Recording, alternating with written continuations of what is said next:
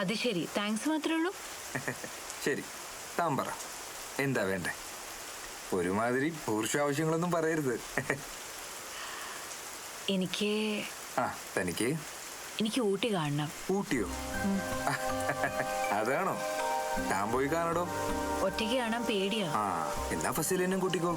അങ്ങനെ ഓടിപ്പോയി കണ്ടുവരാനല്ല, എനിക്ക് മുഴുവനും നടന്നു കാണണം. പിന്നെ ഞാൻ ചോദിച്ച ഫസീലയോടല്ലോ.